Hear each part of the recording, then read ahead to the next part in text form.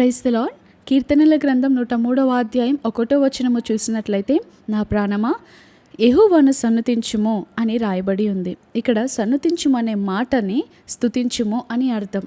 అయితే మొట్టమొదటగా బైబిల్లో తన ప్రాణముతో మాట్లాడినది ఎవరు అని చూసినట్లయితే కీర్తనకారుడైన దావీదే.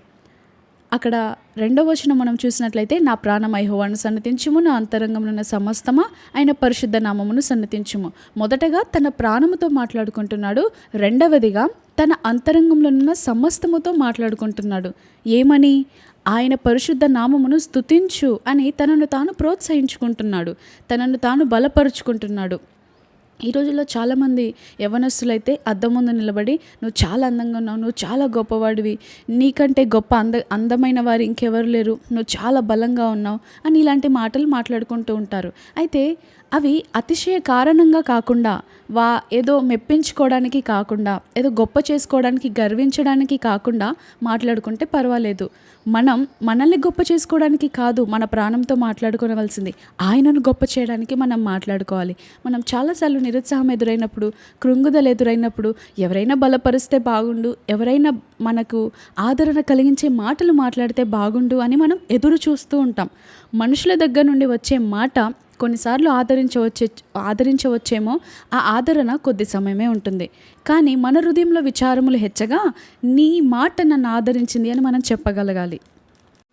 ఈ జీవన యాత్రలో మనం అనుదినము ఎదుర్కొనే పోరాటాల్లో కొన్నిసార్లు స్తుతించాలని అనిపించదు, కొన్నిసార్లు ప్రార్థించే మనసు అనిపించదు, ప్రార్థించాలన్న లోపల ఉంటుంది, కానీ కొన్నిసార్లు మనకు మోకరించినా కూడా ప్రార్థన రాదు.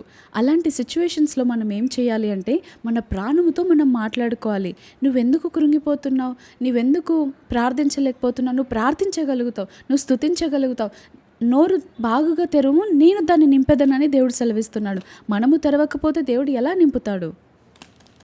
మన జీవితంలో ఏదైనా సమస్య ఎదురైన వెంటనే మనం కృంగిపోతూ నిరుత్సాహపడిపోతూ ఉంటాము. దానికి బదులుగా మనం స్తుతి చేస్తే ఆ నిరుత్సాహం కాస్త నిరీక్షణగా మార్చబడుతుంది. విశ్వాసంలోనికి మనం వెళ్ళగలుగుతాం, విశ్వాసంతో మాట్లాడగలుగుతాం. మనం కృంగిపోతే ఏ విధమైన ఫలితం పొందుకోలేము. కానీ ఎప్పుడైతే ఆయనను స్తుతిస్తామో మనలో విశ్వాసం కూడా పెరుగుతుంది. ఎందుకంటే నీవు జీవం కలిగిన వాడవయ్యా, నువ్వు శూన్యంలో సమస్తమును చేసిన గొప్పవాడవయ్యా, నువ్వు గుడ్డివారికి చూపునిచ్చావయ్యా, నువ్వు మూగవారికి మాటలనిచ్చావయ్యా. ఇలాంటి మాటలను మనం పలుకుతూ ఆయనను స్తుతిస్తూ ఉన్నప్పుడు, ఆయన ఎర్ర సముద్రంలో 2 పాయలు చేసినవాడు, ఎరికో గోడలను కూల్చినవాడు, యోర్దాను నదిని ఏకరాశిగా నిలిపినవాడు, ఇలాంటి మాటలు మనం స్తుతిస్తూ ఉన్నప్పుడు మనలో విశ్వాసం పురిగొల్పబడుతుంది. అంత గొప్ప కార్యాలు చేశాడంటే దేవుడు, ఈ సమస్యలో నాకును సాయం చేయడానికి ఆయన సమర్థుడు, ఆయన హస్తం ఏమీ కొరచు కాలేదు, ఆయన బాహుబలంలో బలం ఏమీ తక్కువ కాలేదు అని మనలో విశ్వాసం పురిగొల్పబడుతుంది. సహజంగా మనకు ఏదైనా సమస్య వచ్చిన వెంటనే వేరే వాళ్ళ సహాయం వేడుకుంటూ ఉంటాం, వేరే వాళ్ళని ఆశ్రయిస్తూ ఉంటాం, ఏదైనా సలహా ఇస్తారేమోనని వారి వెంట పరుగులెడుతూ ఉంటాం. కానీ ఇక్కడ దావీదుని మనం చూసినట్లయితే తన ప్రాణముతో తాను మాట్లాడుకుంటూ ఉన్నాడు, తనని తాను ఎంకరేజ్ చేసుకుంటున్నాడు. ఇంగ్లీష్లో చూస్తే చక్కగా ఉంటుంది, డేవిడ్ ఎంకరేజ్డ్ హిమ్సెల్ఫ్ అని ఉంటుంది. తను ఈ అలవాటు ఎలా వచ్చింది అని మనం చూస్తే, బాల్యం ముందు గొర్రెలను కాయవలసిన ఆ ఇబ్బందికరమైన పరిస్థితులు తను ఎదుర్కొన్నప్పుడు, ఆ గొర్రెలను కాస్తూ ఉంటున్నప్పుడు ఆ అరణ్యంలో సంభాషించడానికి అసలు ఎవరూ లేరు. ఒకవేళ గొర్రెల కాపరులు ఉన్నా కూడా ఎంతో దూరంలో గొర్రెలను మేపుతూ ఉండేవారు. ఆ ఒంటరితనంలో ఉన్నప్పుడు, ఆ ఒంటరిగా పనులు చేస్తూ ఉంటున్నప్పుడు దావీదు తన ప్రాణంతో తాను మాట్లాడుకోవడం అలవర్చుకున్నాడు. అదే తనకు ఎంతో సహాయపడింది తర్వాత రోజుల్లో కూడా. కొన్నిసార్లు తన వారే తనను దూషిస్తున్నప్పుడు, దుఃఖకరమైన పరిస్థితుల గుండా తను ప్రయాణం చేస్తున్నప్పుడు, తరుమబడుతున్నప్పుడు, కొండ గుహలో దాక్కున్నప్పుడు కూడా మనం ఎన్నో కీర్తనల్లో చూస్తాం తన ప్రాణంతో తను మాట్లాడుకున్నట్లు. నా ప్రాణమా నీవేళ కృంగిపోతున్నావు, నీవేళ నిరీక్షణ కోల్పోతున్నావు, దేవుని యందు నిరీక్షణ ఉంచు, నీవు కృంగిపోకు అని కీర్తనల గ్రంథం 42లో కూడా మనం చూస్తూ ఉంటాం. ఆయన ఇంకా స్తుతిస్తున్నాడు ఆ స్థితిలో కూడా, ఆ నిరుత్సాహపు పరిస్థితుల్లో కూడా, ఆ కొండ గుహల్లో దాక్కుని కూడా, అందరూ అవమానిస్తున్నప్పుడు కూడా నా దేవుని నేను ఇంకా స్తుతిస్తాను అంటూ స్తుతిస్తున్నాడు. ఈరోజు మీరు చెప్పగలుగుతారా ధైర్యంగా ఆ మాట? అన్నీ కోల్పోయినా కూడా నేను ఇంకా ఆయనను స్తుతిస్తానని చెప్పగలుగుతారా? ఆరోగ్యం ఏమి బాగోలేకపోయినా నేను ఇంకా ఆయనను స్తుతిస్తానని చెప్పగలుగుతారా? ఒక విద్యార్థి అంటాడు, నేను పాస్ అయితే నీకు 1000 స్తుతులు చెల్లిస్తానయ్యా, కానీ ఫెయిల్ అయితే 10,000 స్తుతులు చెల్లిస్తానయ్యా, ఇంకా నేను స్తుతిస్తూనే ఉంటానయ్యా అని అన్నాడు. అదే ధైర్యం మీకుందా? అనుకున్నవేవి అనుకున్నట్టు జరగకపోయినా కూడా నేను ఇంకా నిన్ను స్తుతిస్తానయ్యా. నేను అనుకున్న ద్వారాలు తెరవబడకపోయినా, నేను ఆశించిన అవకాశాలు రాకపోయినా, నేను వెతికింది నాకు దొరకకపోయినా నిన్ను ఇంకా స్తుతిస్తాను అని మీరు చెప్పగలుగుతారా? అలా ఎవరైతే చెబుతారో వారేందు దేవుడు ఆనందిస్తాడు. అందుకే దానియేలుని దేవుడు ఒక మాట అంటాడు, నీవు నా దృష్టికి బహు ప్రియుడవయ్యా, నువ్వు బహు ఘనుడవయ్యా అని అంటాడు. ఎందుకంటే ఆయనను గణపరిచేవాడు కాబట్టి. ఆయనను గణపరిస్తే ఆయన మనల్ని గణపరుస్తారు. మనం ఆయనతో మాట్లాడితే ఆయన మనతో మాట్లాడతారు. మనం తండ్రితో యేసుప్రభు వారు మాట్లాడుతూ ఉంటే యేసుప్రభు వారి శిష్యులతో తండ్రి మాట్లాడుతున్నాడు. చూసారా? మనం ఆయనతో మాట్లాడితే ఆయన మన తరపున మాట్లాడతాడు. మనం ఆయనతో మాట్లాడుతుంటే ఆయన మన పక్షాన మాట్లాడుతూ ఉంటాడు. మనం ఆయనతో మాట్లాడుతుంటే ఆయన మన పక్షాన కార్యాలను చేస్తూ ఉంటారు. ఇంకా మీరు చెప్పగలుగుతారా? నేను ఇంకా ఆయనను స్తుతిస్తాను. నా జీవితంలో ఏది ఎలా జరుగుతున్నా కూడా నేను ఇంకా ఆయనను స్తుతిస్తాను అని చెప్పే ధైర్యం మీకుంటే దేవుడు మిమ్మల్ని ఆ స్థితిలోనే వదిలేయడు. దేవుడు ఇంకా మీ జీవితాలను అక్కడే ఉంచాడు.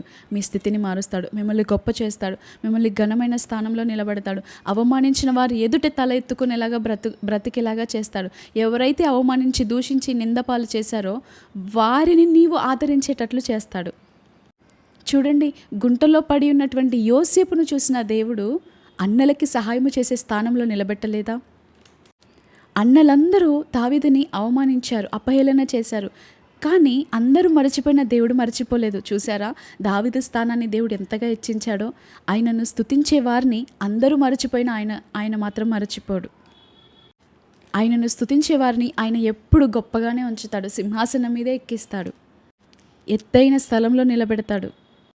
అయితే మనం క్రొత్త నిబంధనలో కూడా తన ప్రాణంతో మాట్లాడుకున్న ఒక వ్యక్తి గురించి మనం చూద్దాం. తన ప్రాణంతో కొత్త నిబంధనలో మాట్లాడుకున్న వ్యక్తి ఎవరు? లూకా సువార్త 12వ అధ్యాయం 19వ వచనంలో ఉంటుంది. అతడు ఒక గొప్ప ధనవంతుడు. అతని పొలము బాగుగా పండెను. అప్పుడు అతడు ఇలా అనుకుంటాడు, నా ప్రాణమా, అనేక సంవత్సరములకు విస్తారమైన ఆస్తి నీకు సమకూర్చబడి ఉన్నది. సుఖించుము, తినుము, త్రాగుము, సంతోషించుమని చెప్పుకొందును అనుకొనెను. ప్రభువును స్తుతించకుండా, కృతజ్ఞతాస్తుతులు చెల్లించకుండా ఎంత కలిగి ఉన్నా, ఎంత తిన్నా మనం ఆరోగ్యంగా సుఖంగా జీవించలేము, ఆరోగ్యంగా ఉండలేము. ఈరోజు మనం భూమి మీద జీవిస్తున్నాము అంటే ఆయన కృప. ఈరోజు మనం సజీవుల లెక్కలో ఇంకా ఉన్నాము అంటే ఆయన కృప. ఈరోజు మన హృదయ స్పందన ఇంకా జరుగుతుంది అంటే ఆయన కృప. ఈరోజు మన ప్రతి హృదయ స్పందనకు ఆయన మాత్రమే కారణం. ఈరోజు మనం శ్వాస తీసుకోగలుగుతున్నాము అంటే మన ఉచ్ఛ్వాస నిశ్వాసాలకు ఆయనే కారణం. ఈరోజు మనమైతే ఏదో దేవుడు ఇవ్వలేదు అని చాలాసార్లు బాధపడిపోతూ ఉంటాం. కానీ కలిగి ఉన్న వాటిని బట్టి కృతజ్ఞతాస్తుతులు చెల్లిస్తే దేవుడు మన పాత్రను పెద్దగా చేస్తాడు. మనం ఆశీర్వదించబడడానికి అవకాశాలను తెరుస్తాడు. అనేక కార్యాలు పొందుకోవడానికి మార్గాలను సరళము చేస్తారు. కాబట్టి ఉన్న పరిస్థితులను బట్టి మౌనంగా ఉండక, కృంగిపోక, దిగులు పడక, నా దేవుడు ఏమి చేశాడు అని నిరుత్సాహపడక, దేవుని ప్రశ్నించకుండా దేవుని స్తుతిద్దాం. దేవుడు ఇది మొదలుకొని మన జీవితంలో నూతన కార్యాలు జరిగిస్తారు. ఆమేన్.